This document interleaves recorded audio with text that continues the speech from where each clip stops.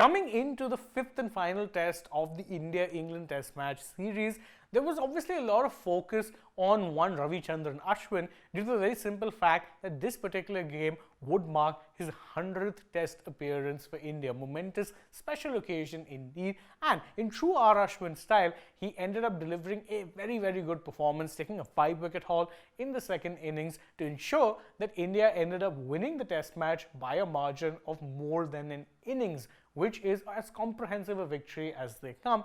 And naturally, given the fact that it was a landmark day for Ashwin and that he'd taken a 36th 5-wicket haul, thus surpassing Anil Kumble for the record of the most 5-wicket hauls in India, well, it was no surprise really that the host broadcasters had a few things to ask him here or there about how it is that he's approached his business throughout his test career and how it is he felt about this particular occasion. So in this video, we'll delve a little deep into some of the more interesting things that Ashwin had said about, well, his own game, but more specifically about one facet of his game, which is the experimentation that he constantly does.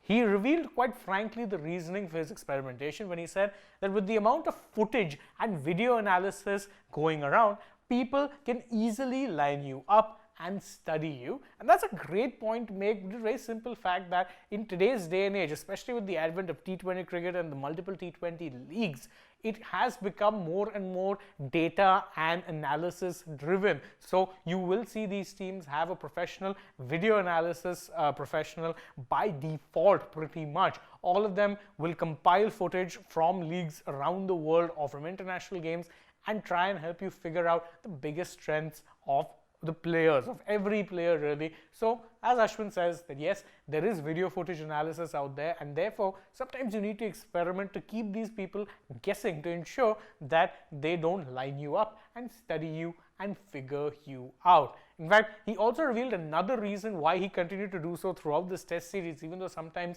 it did work, sometimes it didn't quite work. His reasoning was pretty simple.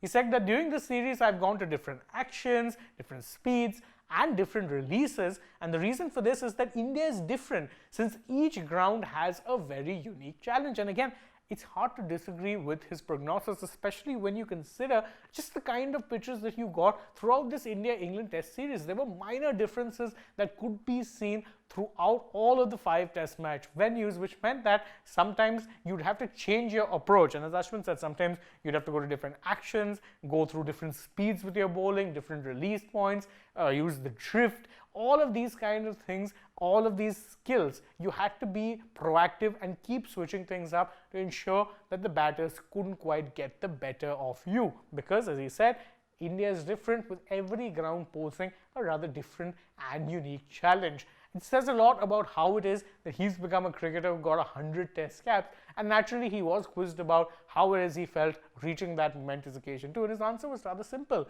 He said that I'm feeling very happy.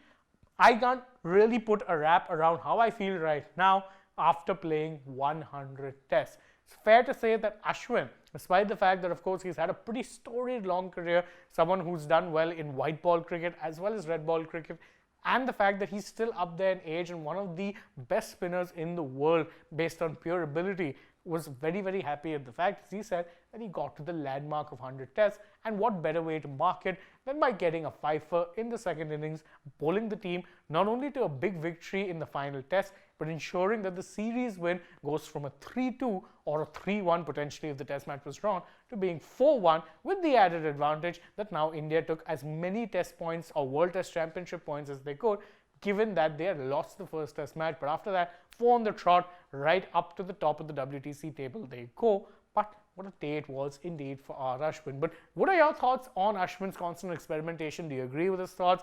Do you think it's better to hone your skills and be very good at something else entirely? What are your thoughts on all of it? You can let us know that in the comments below, and don't forget to like this video, share it with your friends, subscribe to the channel, tap that bell icon, follow us also on social media. We're on Instagram, Twitter and Facebook. Don't forget to download the SportsTak app, and if you're already on the channel, go ahead, check out some other videos we've done as well, and stay tuned, we have plenty more coming your way. For now though, from my side, it's goodbye.